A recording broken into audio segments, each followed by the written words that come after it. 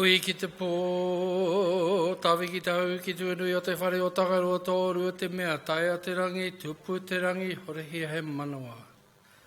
Te uhi ka rawe te tau, te uki ana whawhai. Eke tangaroa, tūtuki ki te rangi, haumi e, hui e, tāki e. Tēnei te mihi kia koutou ko tatu mai nei roto i tēnei whare. E tāmaki tinitini taringa, tāmaki tinitini arero. Tēnei te mihi kia koutou hakatau mai nei roto i tēnei kaupapa. Te kaupapa a tāmaki whiti kōrero. Nō reira i roto e tēnā he mihi tēnei kia rātou kua wehe atu. Moi mai rā i roto i ngā ringa tōtoro te atua. Tātou e hikoi tonu kei a tātou te kaipapa. Kia whai haere i ngā tikanga a koroma a kuiama. Kia haere tonu ngā rea e heke mai nei i roto i tēnā āhuatanga. Nō reira tēnei te mihi kia koutou, i roto i tēnā he mihi tonu. I'll just translate that for you.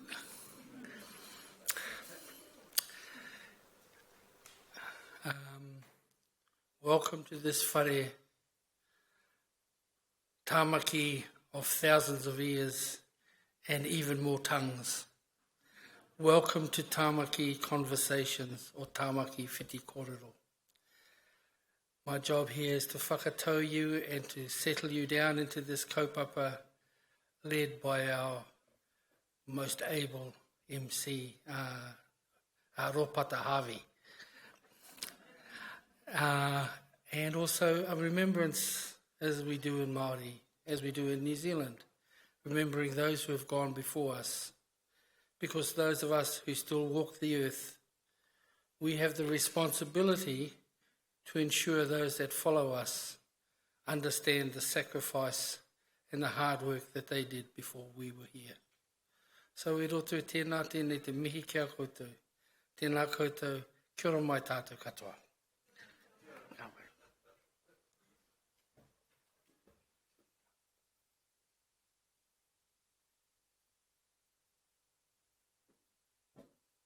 Kia ora tātou.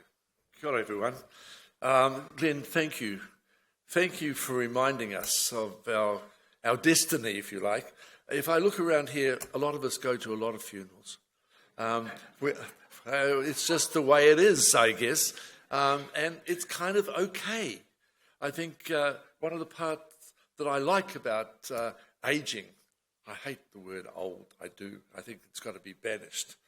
But I think as you age, it is nice to farewell people that you have lived with and loved in your lifetime. And I guess that is what we are about, really. You're passing on something very precious. You're passing on your wisdom, your knowledge.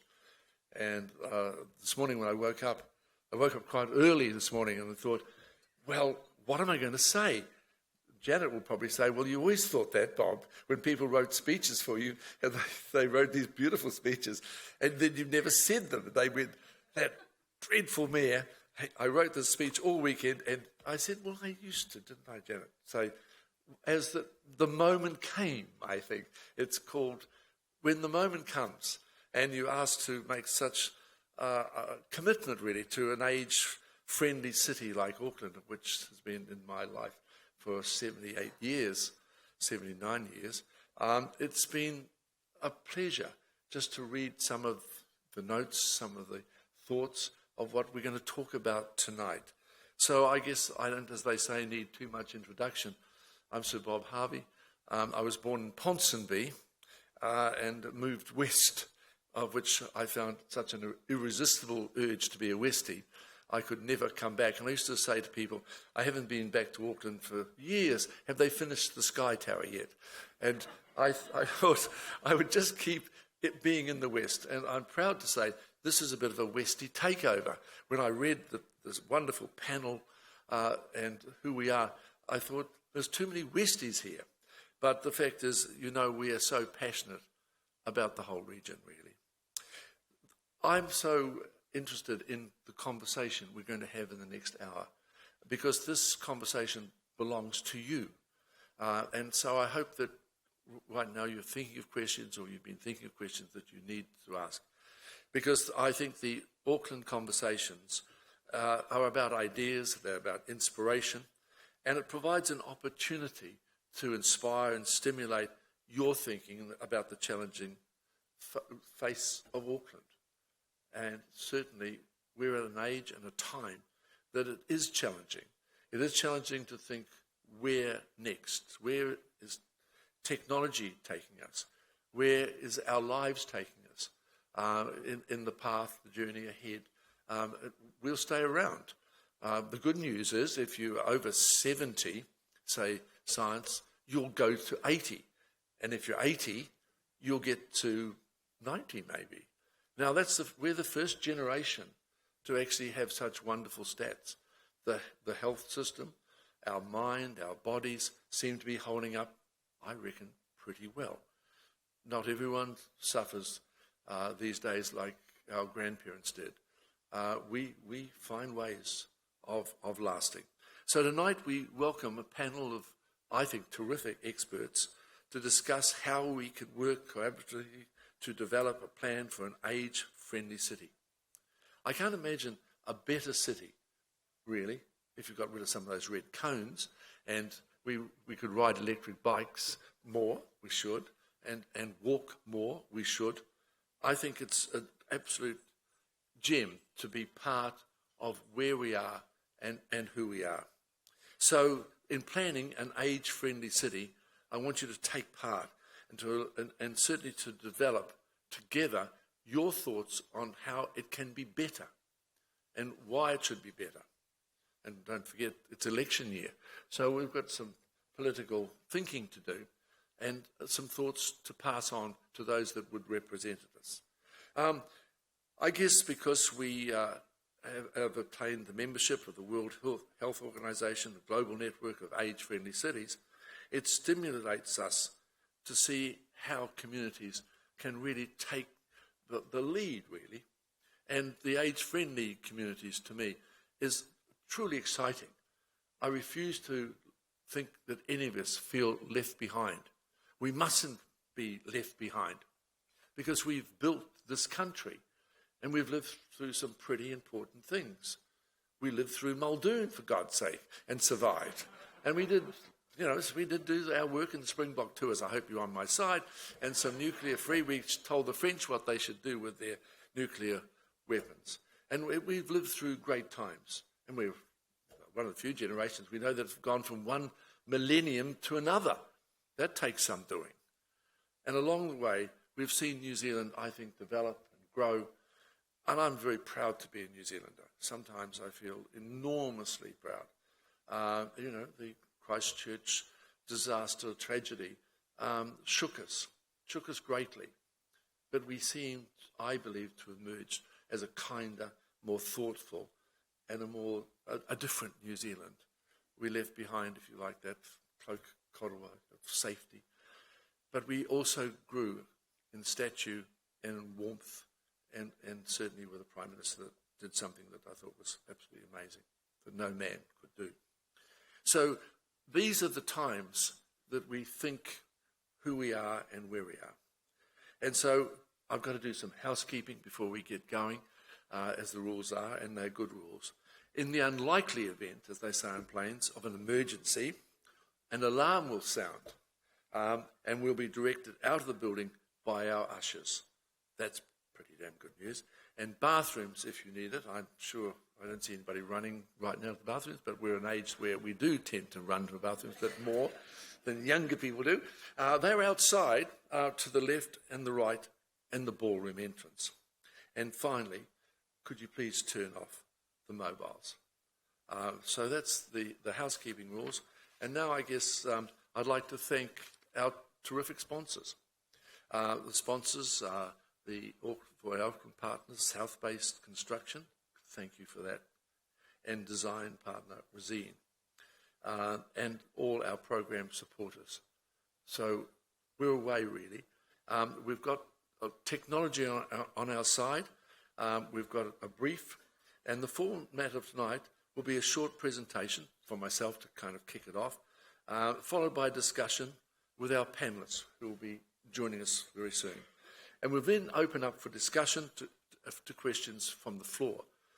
This is an audience where I'd like a lot of questions from the floor live and vigorous and full of thought. And I guess discussion and concern about where to now. So it'll be a terrific interactive question and answer. And if you have a smartphone, we encourage you to visit the slido.com. And I have a little machine up here which will give us your questions. But we'll take those as we get them coming through. We've thought through many questions that the panel can think about and deliver. And so feel free to raise your hand, and I can see you very clearly, with a question. Either a mic will come to you, or if you feel comfortable, we'll just find you anyway. And so you're also welcome to tweet. When I think of tweeting, I think of Donald Trump. But during the event, so if you're good at tweeting, then please use the hashtag, that's AKL Conversations. And we'll pick that up as we go. We always try to ensure that the Auckland Conversations events are inclusive and accessible, and that's pretty damn good.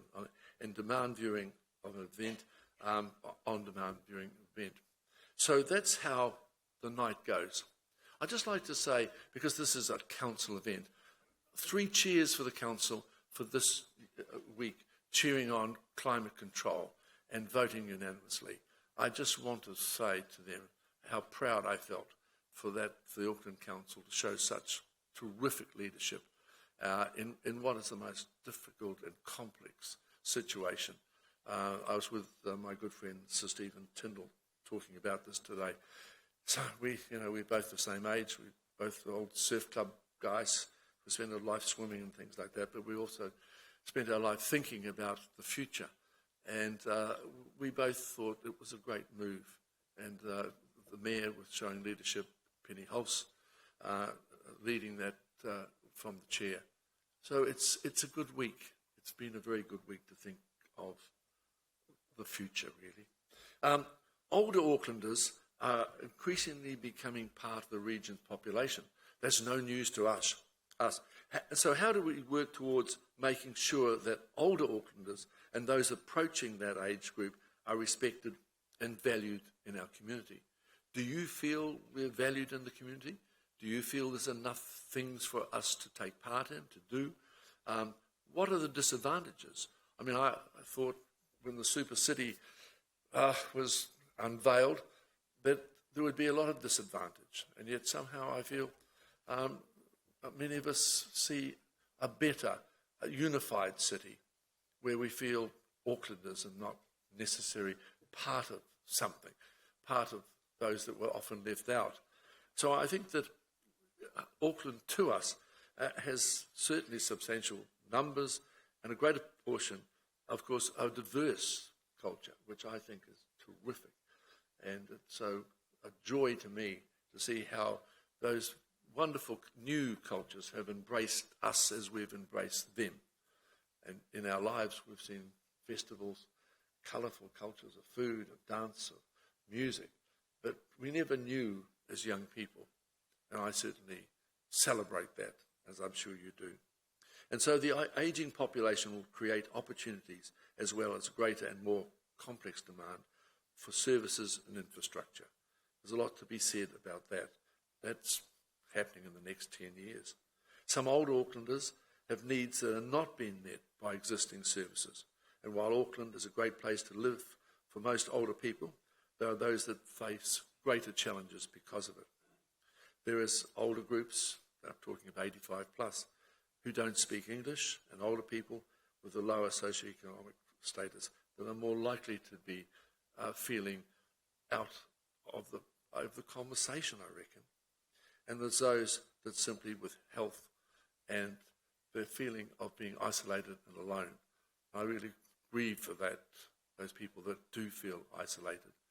But I also think that younger people are really understanding the plight, if you like, of aging, and are very kind in residential and flats and apartments with people that may be alone. And there's a greater feeling and understanding than there was maybe even 10 years ago of what age is like. So tonight's discussion will focus on how we can work collaboratively together. And without any further ado, I'm going to ask the panel to come up.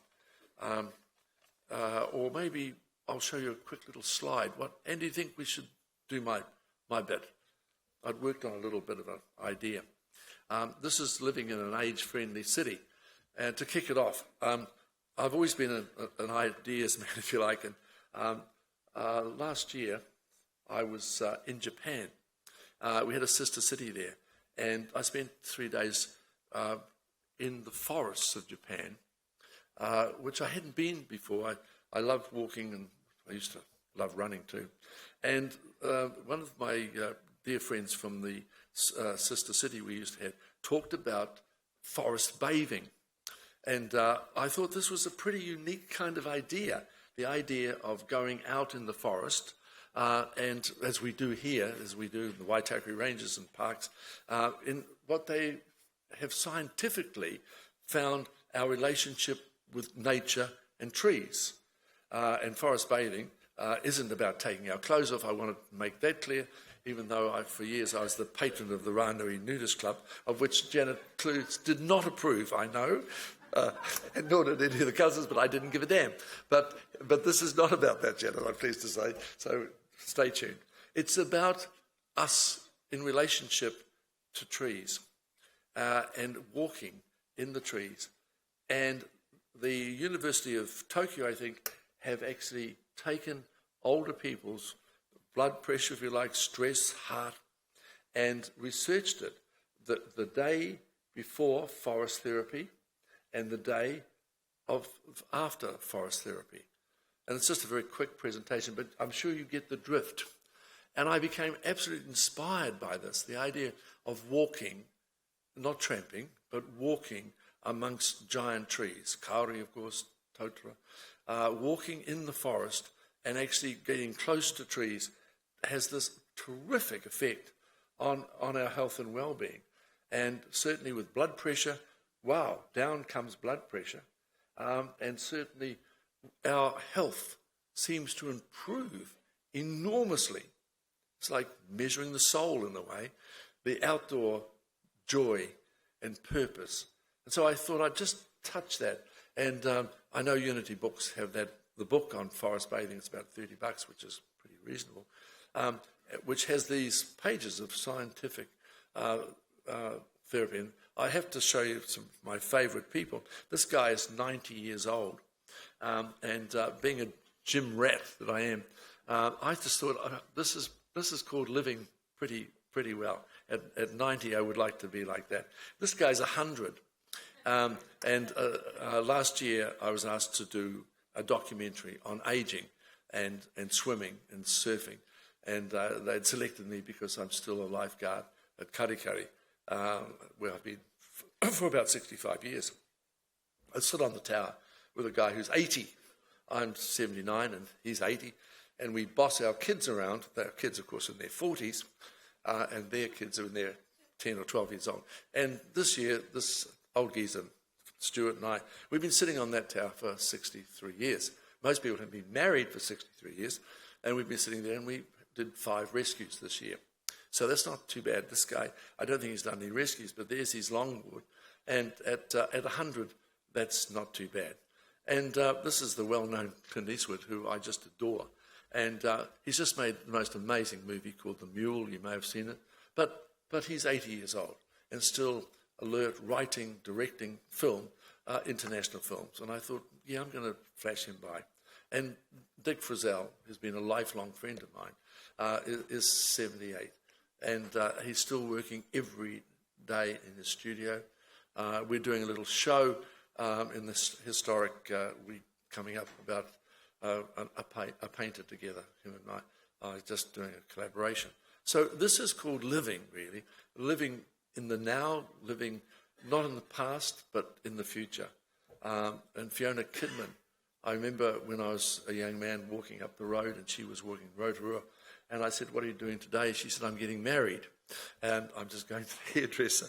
And we've stayed friends all our lives, and I'm just in awe of her. She just won the book awards, the Auckland Book Award, and she writes every day. And these are the things that I reckon inspire us. I still have mentors. I'm sure you do. I talk to leadership groups and say, find mentors. These are people, I think, that to me are my mentors. She's a writer, I'm a writer. And the marvellous Mary Woodward, who's a Westie, and she's 90. This remarkable woman just launched her book on her memoirs.